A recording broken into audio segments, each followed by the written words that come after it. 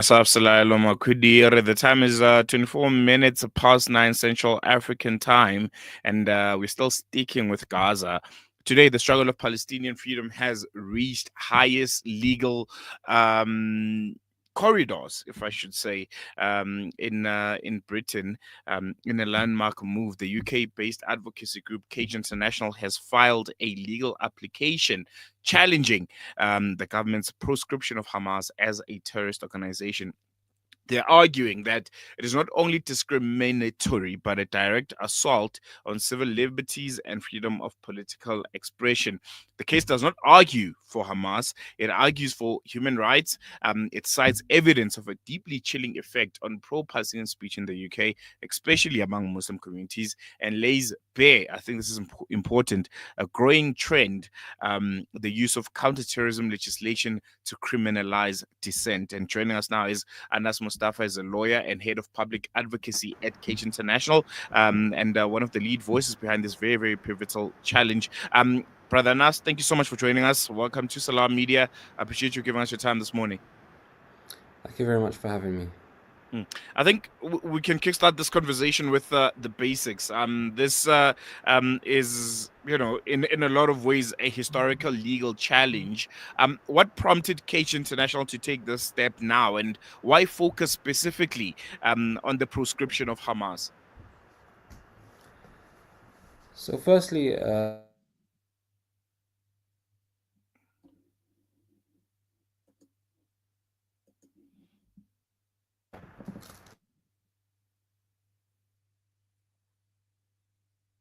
Anas, are you there? We just lost you for a moment there.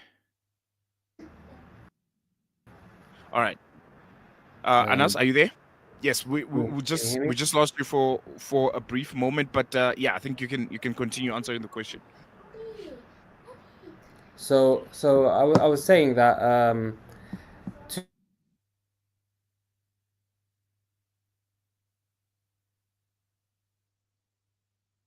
All right.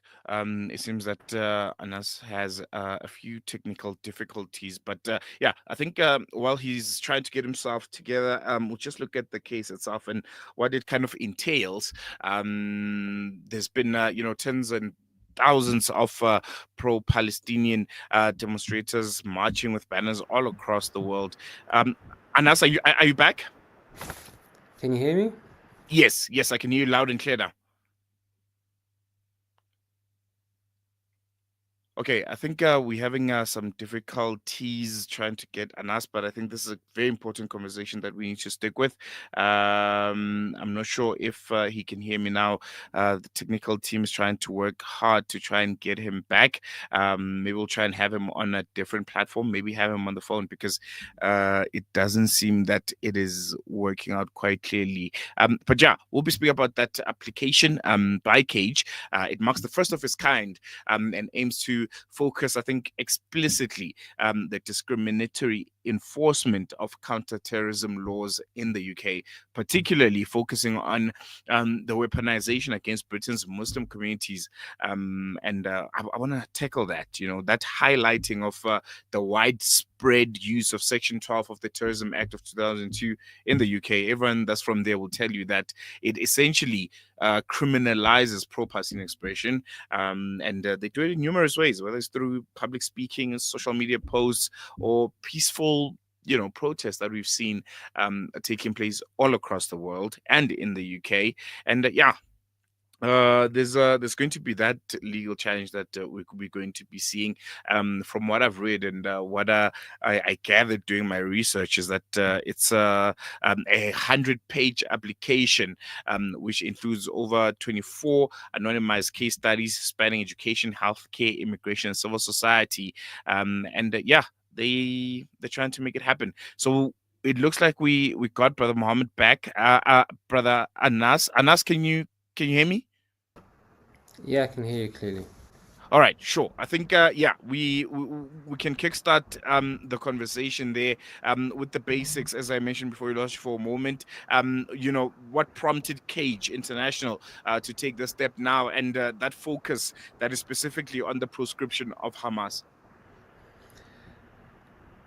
So Cage as an organization is supporting countless people, perhaps since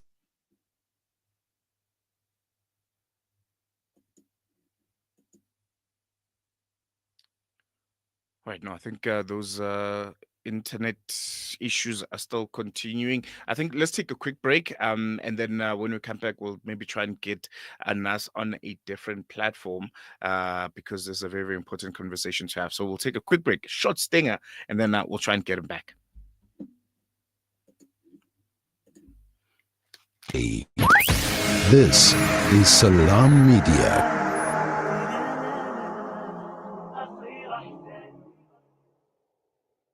You know, it's a wonder how kids get anything done these days. With all the distractions, when do they even get time to study?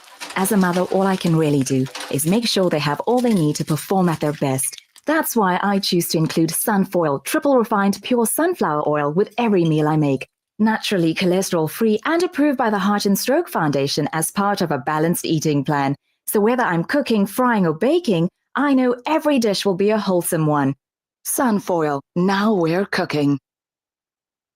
Discover the Africa of your dreams and surround yourself with her spectacular beauty. Relax beneath her serene sunsets and explore wildlife at its natural best. It's where the pride of Africa comes together. The Kwantu Private Game Reserve. Get to know the Big Five or cruise on an elephant safari game drive. Interact with lion and tiger cubs and enjoy world-class halal cuisine while we pamper you during your 5-star stay. Indulge in the true African experience. For reservations, call now on 042-203-1400 or visit kwantu.co.za.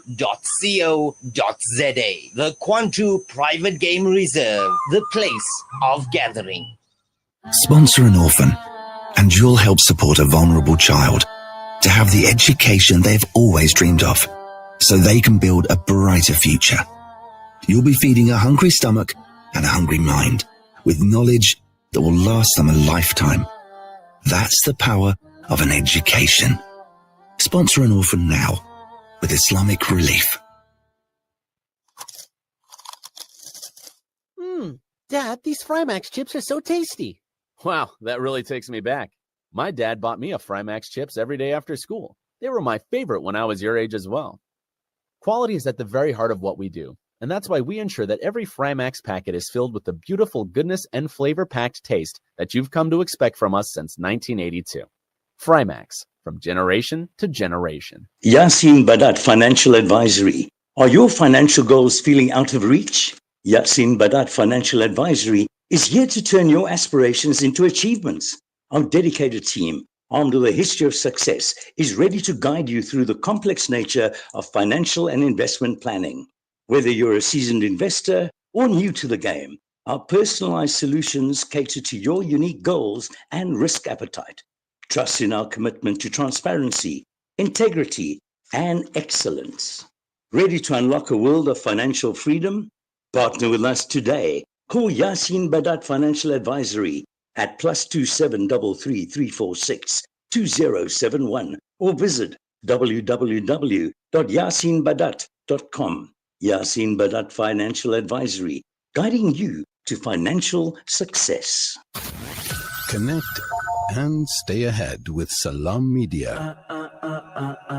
This is Salam Media, coming to you live from South Africa. Welcome back. You're still tuned in to News and Views of myself, Salailo Makwidere. And as the world's attention shifts and fades, we're still sticking with Gaza.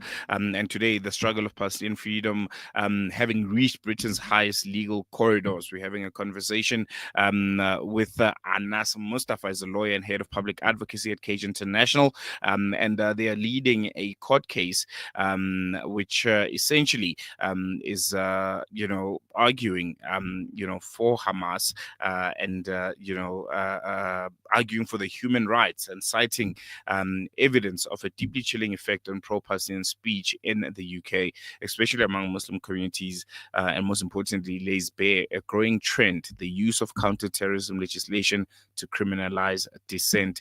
Brother Nas, thank you so much for joining us.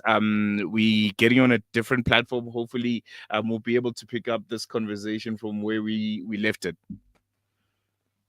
Thanks for having me. Apologies for the connection issues. No worries at all.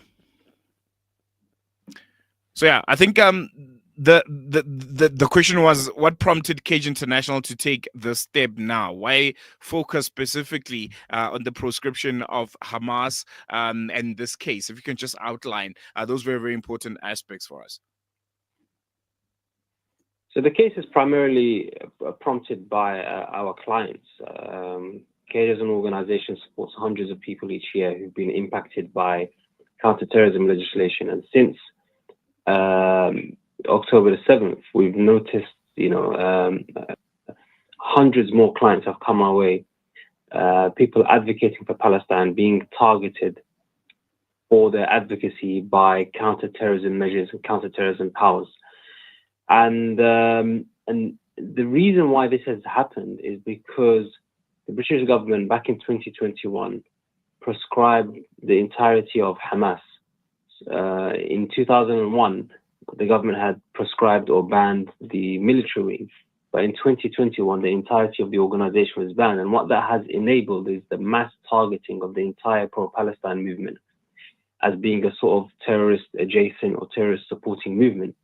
So any advocacy that falls out of line for Palestine is immediately targeted and silenced and crushed using these powers. So our application lists over 20 examples where this is happening. So this includes teachers, doctors, engineers, includes professors who've were teaching in British universities and had their visas revoked, students who've been studying again and have been threatened with deportation. All of this because they advocated for Palestine and because there's been allegations made against them that they are somewhat supporting terrorism because they are standing with the people in Gaza. So that's what prompted the application, and that's what we're trying to end. We're trying to end that mass targeting of the movement. One thing that really stands out for me is you guys have stressed that this is not a defense for Hamas itself, but essentially a defense of political freedoms. Can you walk us through what that distinction means legally and why it matters? So the distinction is important because when an organization is banned, it's illegal to support the organization. It's illegal to arrange meetings for this organization. It's illegal to glorify or praise its activities and actions and so on, even if it's done recklessly so, meaning without any intention to actually support that organization. And that comes with the risk of potentially 14 years imprisonment. So it's an extremely serious offense. So the distinction is quite important. Now, once an organization is banned or proscribed under terrorism powers, there are two things that can happen. One, the organization itself, according to the law, has the right to appeal. And that's what happened in the UK about 2 months ago when Hamas instructed a British legal firm to appeal its prescription. So that's currently underway. And it also allows for British citizens and residents in the country who've been impacted by its ban to petition the Home Secretary or the Interior Office here in the UK to overturn this prescription. So that's what we're doing, because the clients we support are individuals who've been impacted by the prescription directly or indirectly. And that's the distinction, and I hope I've clarified that. No, definitely you have. Let's talk about Section 12 of the Terrorism Act in the UK. How exactly is it being used to suppress speech? What does it say, and how is it being applied on the ground? So Section 12 is concerned with inviting support for a prescribed organization or expressing support for a prescribed organization, as I described, even in a reckless manner. So individuals who've been, for example, advocating for Palestine online, perhaps they have shared some footage of some of the clashes with the Zionist military, for example. Maybe they praised some activities that have been happening in Palestine, or spoke favorably of Hamas or any of the other sort of resistance groups. or even sometimes even broadly just asserted the right to resist Israeli genocide and apartheid. All of that can be captured under this broad sort of dragnet law. And there are currently a number of cases that we are supporting that are going through the courts of individuals who've done exactly that, and they're facing serious time imprisonment. Some of them are well-known sort of community organizers and activists. Others are, just regular people who've just, outraged at what's happening and felt a moral sort of drive to speak out. And as a result, their homes have been raided, their lives have been turned upside down, lost their jobs and careers and worse. So people are facing quite stark and serious consequences for their activity in support for Palestine. And hopefully, if this application is successful, what it does, it carves out a new space where we can speak more openly and freely about Palestinian issues, about the resistance in Palestine, without the risk of criminalization, without the risk of our community members basically facing serious time in prison. Mm-hmm. What was alarming for me is the fact that this is the first time that a case like this directly addresses some of those discriminatory use of UK counterterrorism laws.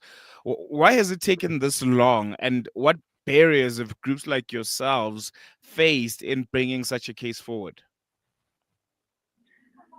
I mean, the pushback against counterterrorism powers and against their discriminatory effects has been for an extremely long time. I mean, Cage has been around for the best part of 2 decades, focused on this work. Of course, the current live stream genocide in Gaza has made this more imperative to be focused on right now. And the impact is something that we can see day to day. Each week we receive new clients and people facing consequences because of their support for Palestine. Not all of them are as serious as people facing prison time, but nonetheless, there is a broader chilling effect on the entire pro-Palestine movement, from the more mainstream elements to the more sort of radical elements, because it is entirely framed as either outright terrorism or either borderline sort of support for terrorism and extremism, and that's how it's being framed in sort of policy circles and in policing circles. So that's perhaps that's the situation that we find ourselves in. I want to stick on that. Your application specifically mentions, as you said, 20 anonymous case studies. This includes children, it includes teachers and healthcare workers that are being penalized for expressing pro-Palestinian views. Can you give us 1 or 2 examples that illustrate, the so-called chilling effect that you mentioned? Yeah. So, for example, one of the cases that we have is an artist. So,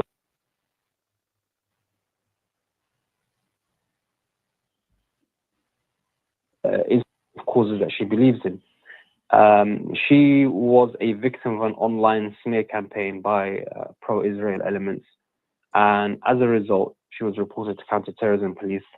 Her home was raided in the early hours with her young children sleeping, and her life was completely upturned.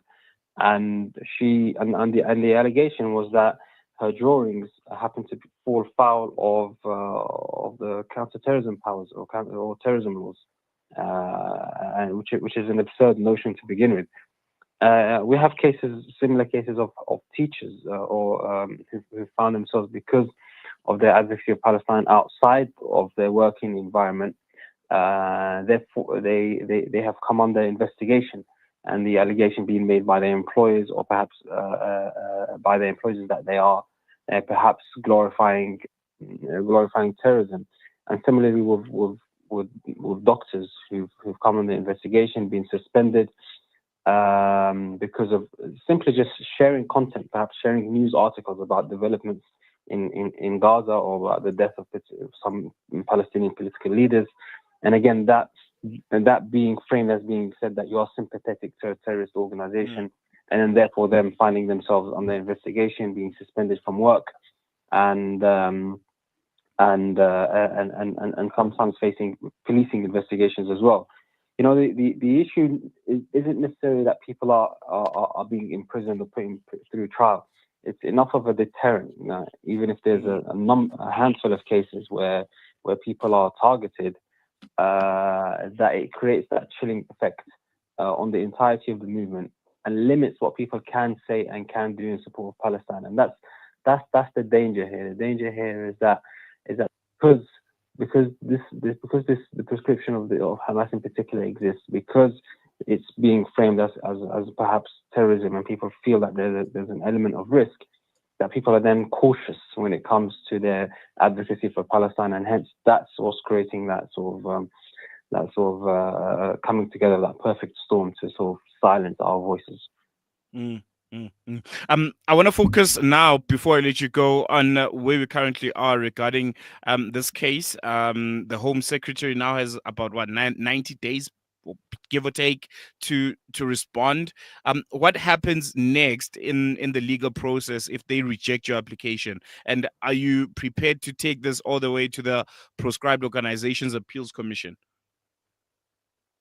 Yeah, of course. I mean, as you mentioned, the government procedurally has 90 days to respond, and it can respond earlier. We suspect that they will reject it because they've come on record to say they have no intention to change the designation of Hamas,